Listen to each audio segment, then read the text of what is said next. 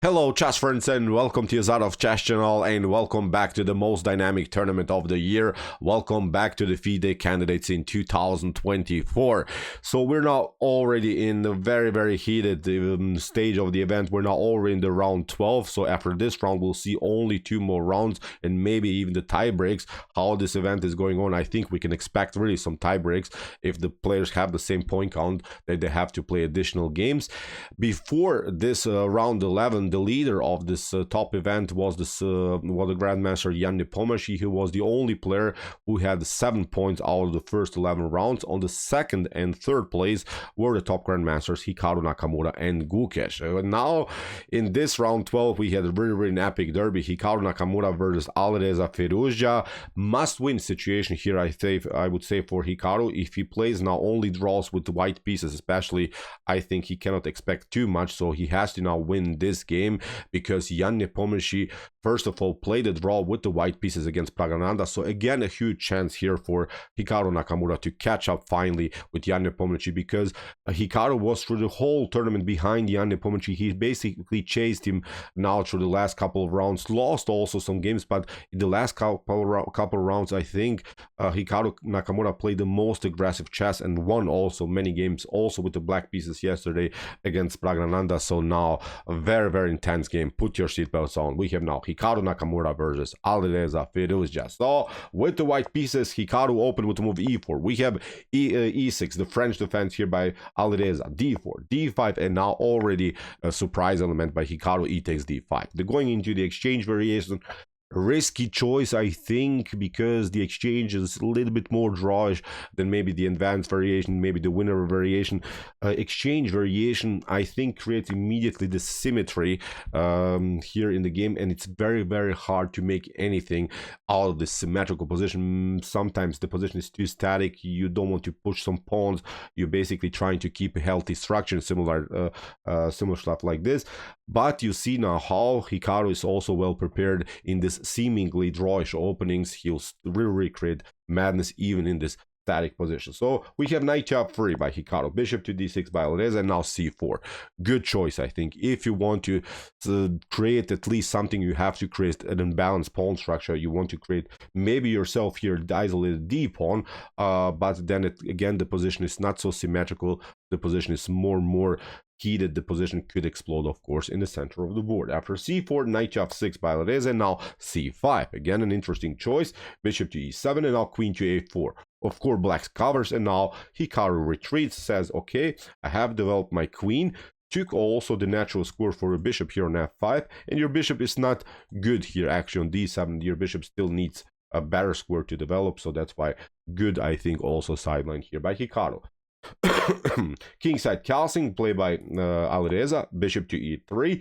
Here you could go with knight to g4, maybe attack the bishop, but it gets very risky because after knight to c3, knight takes e3, f takes e3, bishop to g4, bishop to d3. Notice that black doesn't have anymore the key defender of the king, doesn't have anymore the knight on f6. Now there are this tactical possibilities on this diagonal. You have to maybe play g6 or h6, which is basically weakening the pawn structure in front of your king, and now you play queenside castling. h4, h5, maybe splitting somehow here something, and knight to e2, in some lines knight to f4, including this other knight into the game.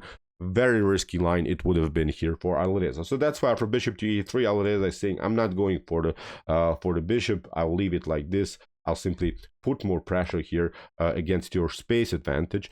The basic advantage that white has here, of course, is a little bit the spaces that Hikaru gained here with the move c5, but this space advantage can be easily broken with the potential move b6. After knight to c6, knight to c3, now comes this idea, b6. We have here bishop to e2, we have now knight to b4, and now here we have queen to d2. You could maybe, instead of knight to b4, play here b takes c5, but it leads, I think, again into a position that Hikaru wants to see. Getting again an asymmetrical pawn structure, getting simply again a dynamic pawn structure out of this seemingly, as I said, static position in the French. After d4, you play knight takes d4, knight to b4. This would be maybe a playable line, but you see in this sideline, maybe black is simply left again with two isolated pawns here on the queen side. White has a slightly healthier pawn structure, so unpleasant game, I would say, here also for black. So that's why here after bishop to e2, knight to b4, simple idea here by Alireza, queen to d2, and now bishop to f5, which becomes now a theoretical novelty, a move that has not been played so far in chess history. In chess history, here I see a game where a5 has been played. We have BlackElo against Fodor, in which Etienne BlackElo won the game with the white pieces in this sideline. So, okay, after queen to d2, bishop to f5. Normal choice here, I think, by Alireza. Rook to c1, protecting the c2 square, knight to g4, and now bishop to f4. Very, very, very interesting line now here by Hikaru. It seems so that Hikaru is losing now the pawn on c5, and that's what I liked about this game. Hikaru is creating madness basically out of nothing.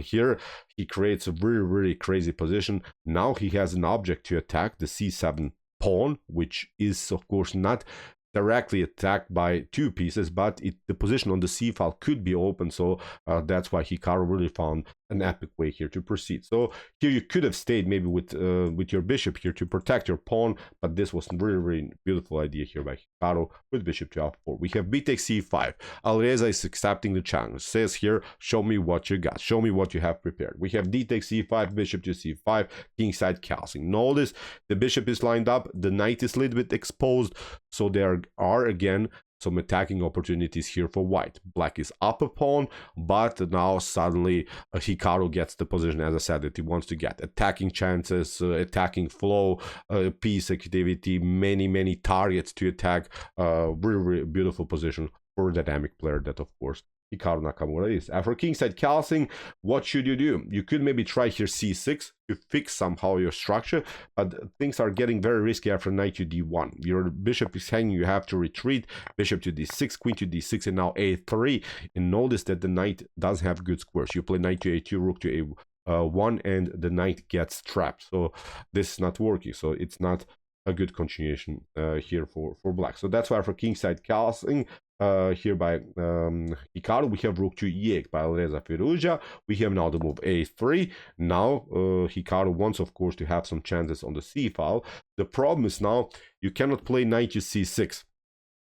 Knight to c6 seems tempting, but here I think white has, maybe I would even dare to say, a completely winning game, because we can simply play, I don't know, even that's not even the optimal sideline, but too many good sidelines are possible. For instance, in a simplified, most simplified line, you can play queen to d5, queen to d5, knight to d5, takes, rook takes c5. This bishop is lined up on the 5th rank. The knight is hanging, this pawn is weak, so again, too many problems. But after knight to c6, you can also play knight to b5, hitting this pawn. You're trying, I don't know, something here to defend, but you lose simply the tactical battle on the c file. So that's why after move a3, here knight to c6 is not working. The only good way here for black is actually a move that maybe Alireza Firouzja missed here. Here I think Alireza had maybe even the opportunity to simplify the game till the end, maybe even reach, I would say, a drawish position, let's call it like this. Of course, nothing is drawish till the end, but here Alireza Firouzja had an amazing opportunity with this line. Knight takes f2. Here he should have played this one. Maybe after, look at this, rook to f2, you play here rook takes e2. Really crazy line. Knight takes e2, and now bishop takes f2, king to f2, and now you get this one. Knight to d3, king to g1, knight to c1, queen to c1, and okay, white has now two minor pieces for the rook, but still I would say here an unpleasant position for white. The king is a little bit exposed, and white lost also a couple of pawns for this trade. The c6 could happen, simply fixing here, maybe pushing the pawn further, maybe, I don't know, getting this bishop on e4, attacking this knight, trying maybe to split somehow the defense in front of white's king. So that was actually a line that here that was suggested by the Stockfish handler. But after move a3, Alireza played the aggressive d4, allowed here simply Hikaru Nakamura to attack. Now two pieces are hanging, so what should you do? Here in the game, Alireza continues with d3, also line that seems like a really aggressive method. And now actually Hikaru doesn't react maybe in the most optimal way. He plays simply here rook to c5. Seems natural. Then this knight is hanging, also the bishop is hanging, but the better choice was here to play bishop to d1. Bishop to d1, of course, forces now black to escape with your knight on a6, and now you play stunning knight takes c7. This would be, I would even say, a very, very good position here for Hikaru. Knight takes c7, rook to c5, and now you see the rook is coming in a different way into the game. Now there is this problem of the knight here. You have to play something like knight to d5 to cover everything on the 5th rank. But now look at this, bishop to c7. You continue the attacking flow, knight to c7, bishop, rook takes f5, and after a couple more moves, I think black would lose here, the pawn on d3. White will simply continue maybe with an extra pawn. But okay, rook to c5 was played by Hikaru. Maybe not the optimal move, but the Stockfish engine also says here that this position should be pretty equal. So it's not like Hikaru is losing the game because he didn't find the best solution here. Okay, we have d takes e2 here by Alireza, rook to e1, as we said, a pretty equal position. And now knight to d3, attacking both of these rooks. We have rook to f5. Very, very, you see, beautiful, beautiful tactical line by both of the players. And now Alireza makes his first, I would say, crucial mistake. So far, we have seen tiny little inaccuracies, but now Alireza makes his first mistake. He makes a move that 90% players would play. He plays now the move knight to e1. Takes out now the rook, takes out now this piece. Again, we have the situation where, okay, black gained a rook here but lost also 2 minor pieces in meanwhile. Instead of this move knight to e1, I wanted to show what should have been here the correct choice by Alireza, queen to d7, simply hitting the knight on the b5 and also the rook on f5. Now after something like knight from b to d4, you play knight takes e1 now, but you see now the knight is a little bit more active, a little bit more exposed here on d4.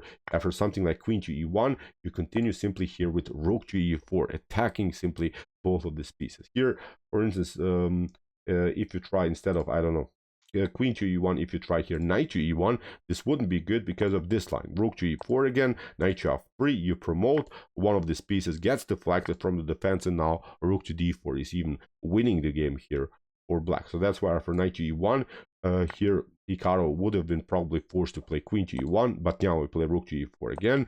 White has to retreat, and now we pick up the piece, and here after queen to d4, again, a pretty equal position for both sides. You try queen to e2, this rook is coming, bishop to c7, you take out this one. Look at this crazy line you cannot take because of the checkmate. You cannot also take here this one because you get simply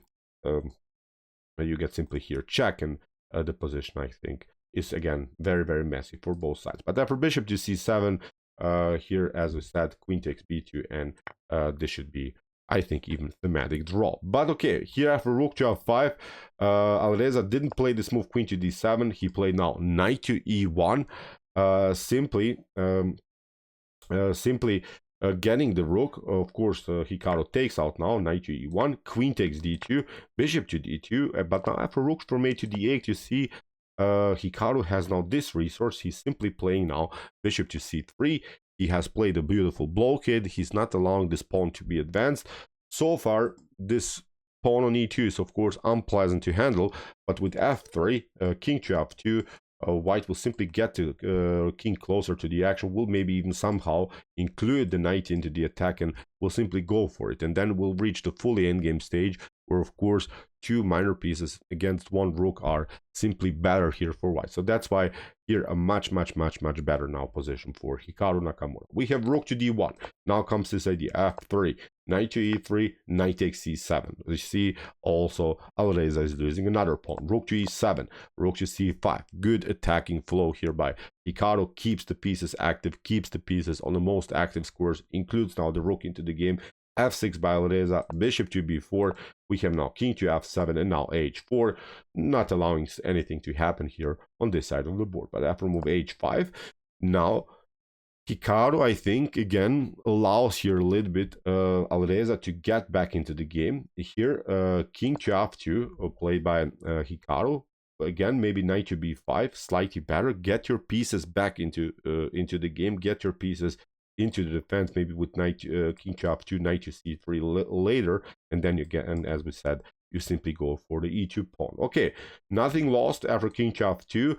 because Alireza now suddenly again makes another blunder in the game. Here I would even say, okay, the previous one was maybe easier to notice for Alireza. Here Alireza had to find, I think, a too brutal move to be true to somehow stay in the game. Here Alireza should have played a very stunning rook to e1.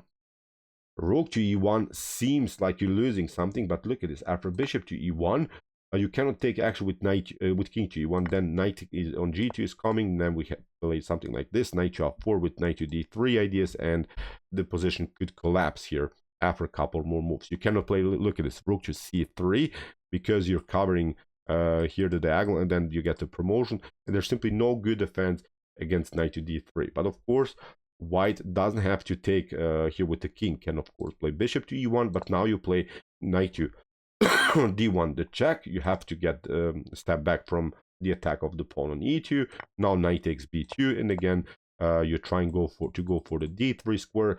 You play something like a4, knight to d3, and in one moment white has to give up now the rook for the piece. White has of course again two minor pieces for the rook, but I think this position is much easier to hold for Alireza Firouzja. Maybe if you could just imagine this position without these two pawns, and maybe even Hikaru, I don't know, get somehow the pawn on e2 with the 3 versus 3 situation on the king side that we have here, and with the rook against two minor pieces. Okay, maybe a little bit more unpleasant to play the game with the black pieces, but I think in top GM level this position should also end with a draw. But Alireza played now rook to b1 instead of this tactical idea with rook to e1. After rook to b1, Hikaru goes of course with the beautiful knight to d5. You cannot play here knight takes d5 because after rook to d5, rook to e6, and then bishop to c3 fixes everything, and then you play afterwards rook to d2, go for the pawn on e2, and the game would be over, I think. Here for black. After knight to d1, knight to d5, we have knight to d1 check, king to g3, rook to e5, attacking now the knight on d5. We have knight to d3, we have rook to e8, and now here Hikaru has here, I think, a completely winning game because of this mistake by Alireza, rook to b1. But now Hikaru almost let this position slip through. Here he let simply, I think, almost Alireza to get back into the game.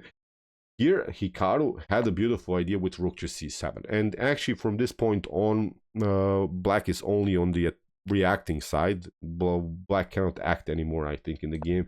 King to g8, you simply take out this pawn. Okay, this pawn is lost. Now we play something like this. Knight takes b2, rook takes b2, knight to e7 check. You go here, bishop to e1, and I think this is game over. The problem about this position, again, you have a good defensive system against this annoying pawn on e2, but now suddenly you have yourself a passer on the a file, which is of course supported by the rook. This knight will eventually come into the game, no problems about that.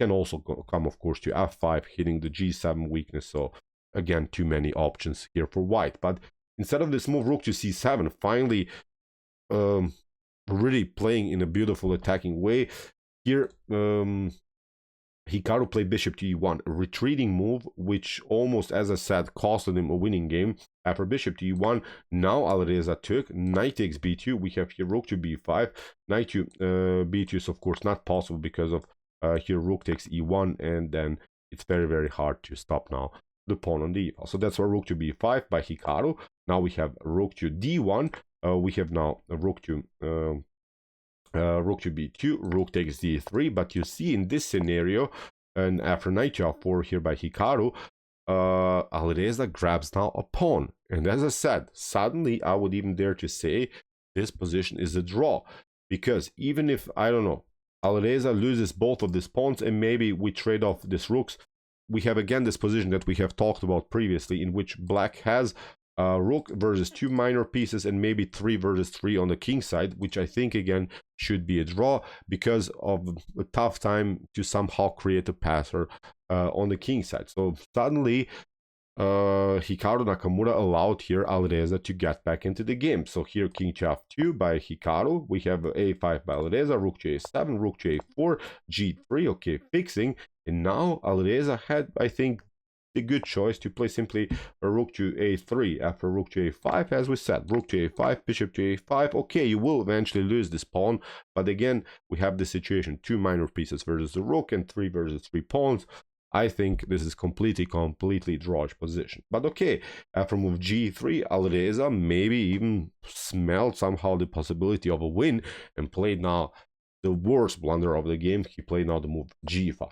And this was unnecessary, because after h takes g5, f takes g5, and knight to h5, suddenly there is on the king side a huge problem for Alireza, because Hikaru now also can create a passer on the king side, which makes this this endgame stretched, unbalanced, but it becomes also very good for white, because as we said, we will eventually get this pawn, we will eventually take out this pawn, and we will eventually stay with the bishop and the knight, and then 2 pawns against 1 pawn, and it's a different story now. Alireza will lose both of these pawns, and Hikaru is simply continuing the game with an extra pawn and 2 minor pieces against the rooks, which is of course completely winning here. g5, a huge blunder here by Alireza Firouzja. Now Hikaru takes, as we said, knight to h5, rook to e5, g4, simply fixing the knight for roots here on f5. Now it's very easy to find the best moves here for white. Knight to f5, rook to a2, rook to a8. Now the knight is coming again on new beautiful square. A rook escapes. We have now this one. Knight to rook takes a5. We have a rook to a5, knight to a5, king to d5, and after king to e3, believe me or not, Alireza Firouzja resigned. So, let's see options. I don't know. You're trying to deliver check. We simply pick up the pawn. Again, game over. As we said, you have 2 minor pieces against a rook, 2 versus 1 situation. You can maybe try king to e5 here, but then the knight is coming in a slow way here. Easily, we get the knight here. We go for the g5 pawn, knight to g3, then afterwards we go for the e2 pawn. In any of these lines, white is simply winning. So, what a game, what a crazy, spectacular game with many ups and downs. But okay, Hikaru Nakamura won the game. He was the better player. He was, of course, very determined to somehow win the game. That was, I think, a huge factor now in this game, because he played from the beginning surprise elements, attacking ideas, unbalanced positions, sacrificed the pawn to get an attacking chance in the seemingly, as I said, static and drawish position. Alireza Firouzja is of course not playing his best tournament now in the candidates, is of course out of the event, but Hikaru Nakamura has joined now. Jan Nepomniachtchi finally on the first place, and this will be epic. This will be now very crazy. Gukesh, I think the game, as I'm recording this video, is still going on, but I think Gukesh has also winning position, so maybe we could have 3 leaders after the first 12 rounds. So this will be epic. This will be an immortal candidate in 2024. So okay, I hope that you enjoyed this game. I really enjoyed it a lot. Interesting ideas of the exchange variation of the French defense. If you want to see some other games that we have covered here on my YouTube chess channel from the candidate, here are some links of some games that we have analyzed before. And if you like this content, hit the subscribe button. See you with some more videos, and what do we say in the end? Chess is the best, of course.